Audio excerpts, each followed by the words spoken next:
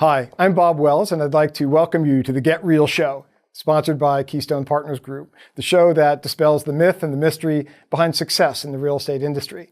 Today, I have a very exciting guest with me, Gary Segal of the Durazio Segal team. Gary, it is my pleasure to have you with us today.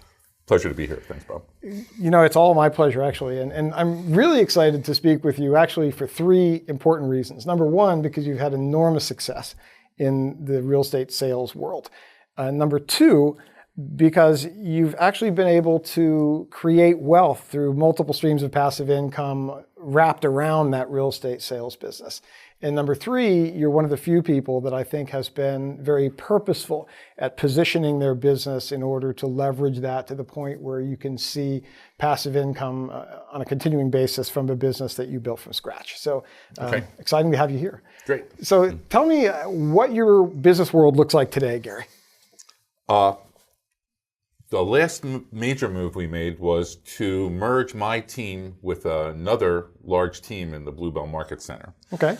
The reason I did that, I was helping another individual who had a larger team than I did, and I realized that they were supplying some things to their clients that I wasn't able to do. And I realized that one of the things I either had to do was to get larger or change everything. So I ended up with somebody that I had been watching for a long time, a younger agent who had a similar philosophy, but actually did the parts of the business that I wasn't doing. And together, I think it made it stronger for both of us. Wow, that's interesting. So tell me, what was your kind of volume when you were kind of in your own team before that merger, and the volume of the team you merged with? We were running pretty consistently at $35 to $45 million a year.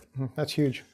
There were 5 of us on the team, had 1 full-time assistant, and things were going along pretty well until I just had this realization that there were some other parts that we weren't focusing on. And when I just all of a sudden realized that we could make that happen, it was like the merger was totally natural. And what about the scale of the team that you merged with, which is Dino Durazio's team? Right. Dino's team was just a little smaller, a little younger, but they were doing, $25 million. Well, so now, of course, it's just started. So, I mean, we're anticipating certainly doing, $50, $60 million and growing from there. So what has your role been on the team recently since that merger? Are you still involved? Oh, no, definitely involved. Yeah. The last person that we just hired and is starting this week is going to be our lead listing person. One of the things that happened in the process of merging the teams is an opportunity came along, and Dino decided to become the team leader in Bluebell, which at first threw a little wrench into the works. I could see the chaos in the mind there. I've been involved in Bluebell as one of the core agents since the company started. And when I took off my agent hat and put on my Bluebell owner hat, it was clear that Dino was the right choice, not only for me in merging my team, but he was the right choice to become the team leader. But the one thing we had to do was to find a person that could both fit into the listing role for him and in the transition that I was looking to make. And part of the reason I merged my team is some of the things that I did not do coming up that I knew that I should do. Yeah. I had to make some real changes. I realized that I was never going to get my team to the 7th level because of the things I hadn't done. Tell me about some of the things you hadn't done, because you mentioned that a couple times. Well, I would say one of them was I built my business mostly on relationships. Yeah. And there were certain aspects of the lead generation that I wasn't doing. And because I wanted to avoid it, I got better and better at doing the things I could do, which was relationships. But it has its limitations. Yeah. Which are pretty high. I mean, $40 million is right. It's pretty high. But what I realized is I was never going to be able to step away from it. So now you feel like you're caught in this grind. Right. So one, I needed a person who could slip into the role that I was taking, which was mostly going on listings. And number two, the pieces for lead generation that I wasn't doing, it was unbelievable to all of a sudden be on a team and I could walk in and say, oh, we need a house over here, and have somebody that would call that entire neighborhood. Yeah. Different skill set. Different skill set. But putting the two teams together, all of a sudden we had people who were able to do all of these things. And now with Dino pulling out of that role, part of what attracted me to getting together with Dino is we had the same philosophy, and I believed that he was the person who could replace me. Now we're in a position we had to replace both of us, and luckily I believe we found the person who can do that, and she actually has started full-time yesterday.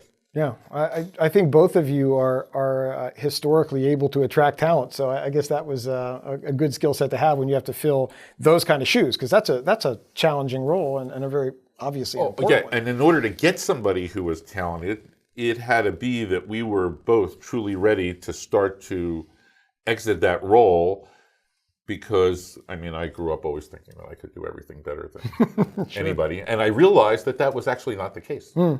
Yeah. So let's step back a little bit and move back to kind of how it all started for you in the real estate world. How long have you been in real estate? What did you do before that? Grew up in the restaurant business, so I was always kind of a hard worker. Yeah. I learned it was a family business, and I grew up in it, so I did every job possible, from being a dishwasher and a busboy and a waiter and a cook and a salad person and a prep person and a bartender and a banquet manager and a restaurant manager. I sort of did it all over the years. But being in the service business, it was kind of a natural for me moving into another service business. Right. What was the catalyst for that? Why did you decide to go into real estate? Well, somehow my wife and I, and we had just gotten married, were talking about investing in real estate. As I look back, I can't quite figure that one out, because together I don't think we could have put together $1,000. But we had this idea that we wanted to invest in real estate, and this seemed like a logical choice. Yeah. And I remember, it's funny, I related this story to somebody yesterday when I told somebody I was getting into residential real estate. He said, aren't those the guys that wear gold jackets and make $22,000 a year? And I took a breath when I realized in the company that I started with that there really were people starting to run businesses within the real estate business, and that's kind of what attracted me. Yeah. Going from one very, very challenging business that requires very hard work to another challenging business that requires very hard work. Harder work than I thought when I started. Yeah. It's funny, my mother said to me, geez, you seem like you're working just as hard, you just shifted the hours a little bit. Yeah. So what did your first year look like, and what happened there? Well, so my wife got into the business before I did. What happened is she started selling some houses, making some money, and it seemed like she was having fun. So I said, boy, this looks like a great opportunity. I'm sorry, what year was that? That was 1988. Okay. What was the market like in 88? The market was decent, though, of course, when you look back from today's perspective, everything cost less, and you had to sell more houses to get to the level that you wanted.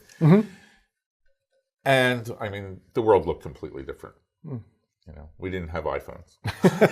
Yeah, you're still looking at green lines across computer screens and things like that's that? right, absolutely. Yeah. You know, and that dot matrix paper coming out and putting phones into the modem to get the information. So you were a husband and wife team initially. Right. And how long did you kind of follow that model before you attracted somebody else onto your team? Well, the first thing we did, it was pretty quick that we ended up hiring an assistant. Learned pretty quickly that if you didn't have an assistant, you were the assistant, and the only way you could start to get ahead of this grind was to have somebody to start to help you do all the tasks that had to be done. There was no other way to give people the right service. It was very funny, of course, when I started, my wife had already established herself, and then all of a sudden it was a bit of a challenge, though we worked pretty well together, as it turned out. Now, was that a national franchise or a small mom and pop, or how did that?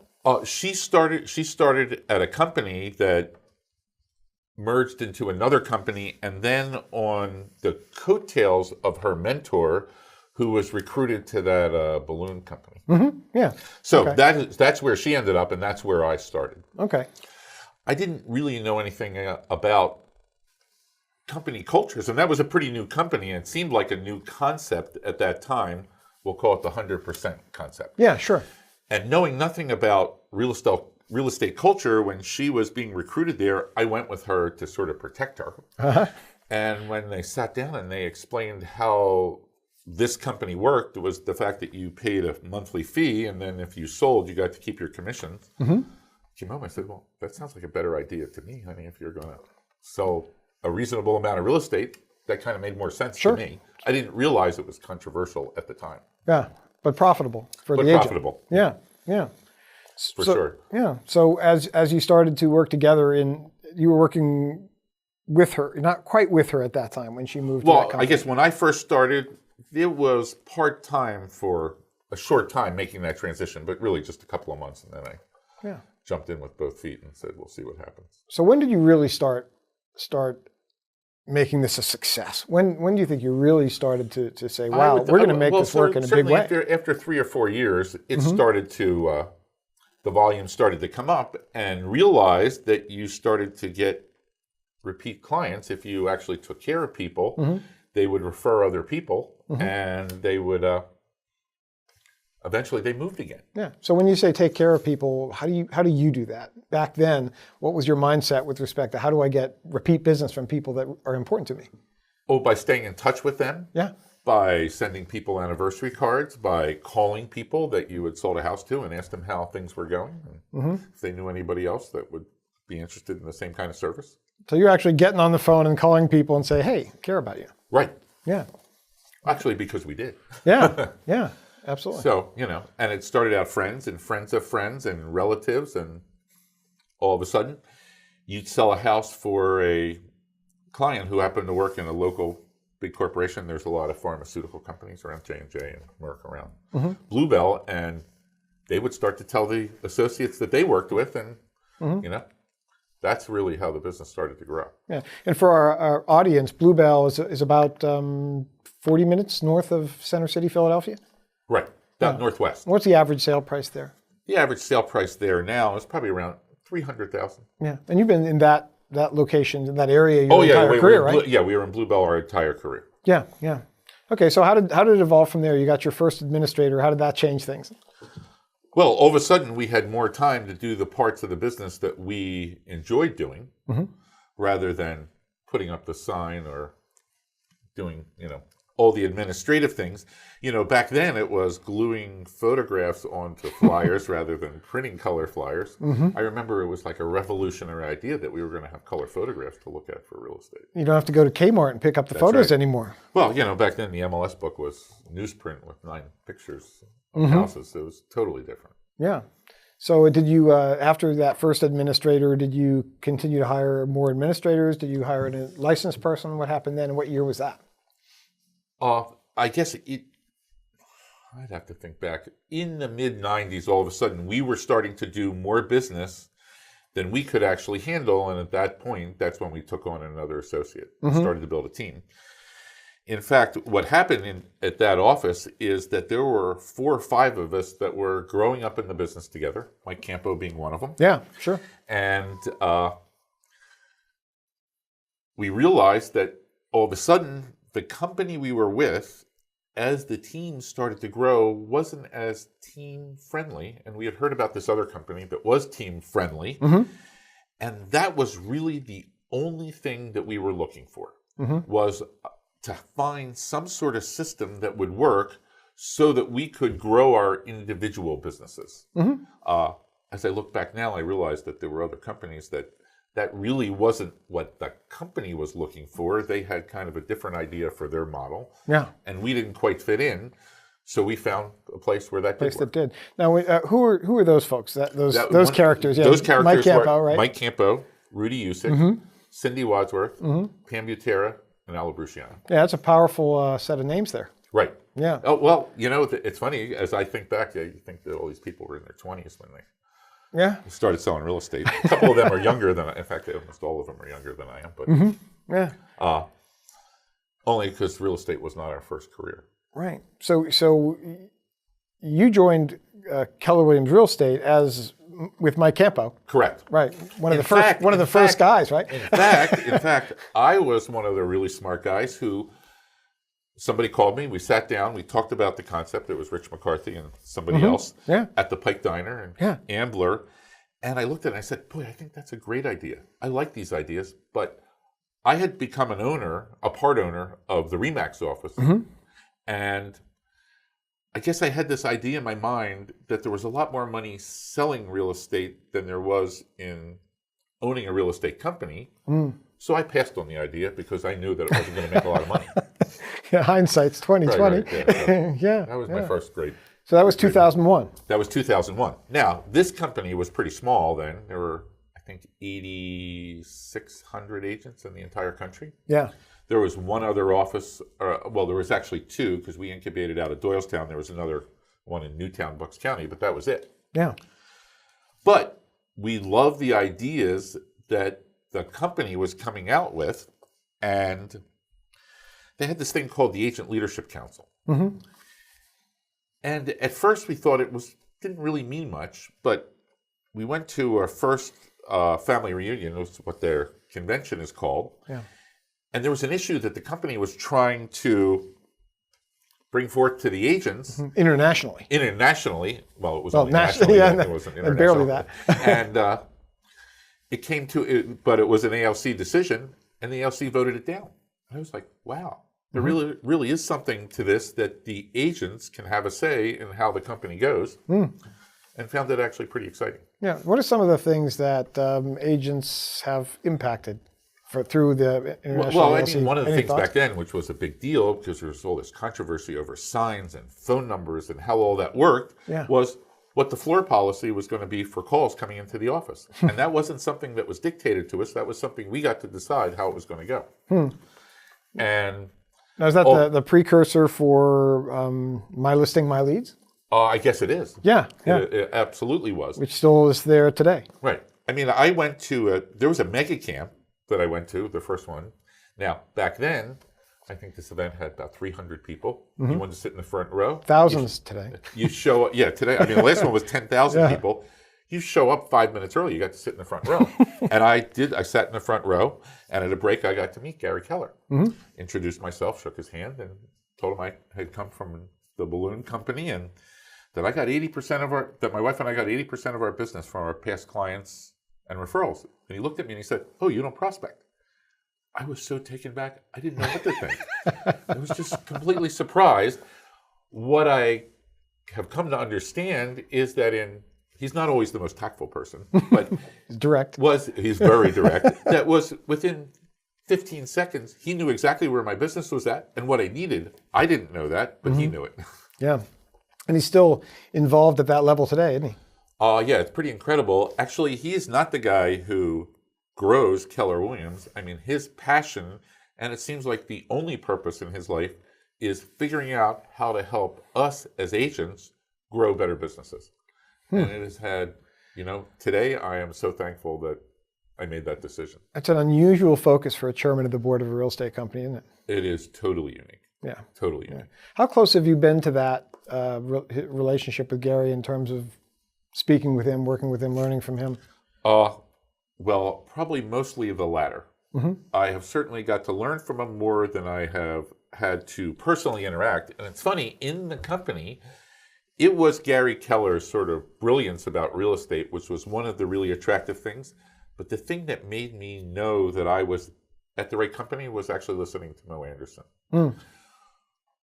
It was seeing her sort of live a number of times that made me realize that she was a person who would never compromise her values. And what made it okay for me was that the philosophy of the company actually mirrored my own. And the values were the same. And that the fact that they were not willing to compromise those values is part of what made me respect them and attracted to learning more about real estate. I guess when I left my former company, I thought I kind of knew it all. We were doing about $25 million and felt like we were riding pretty high.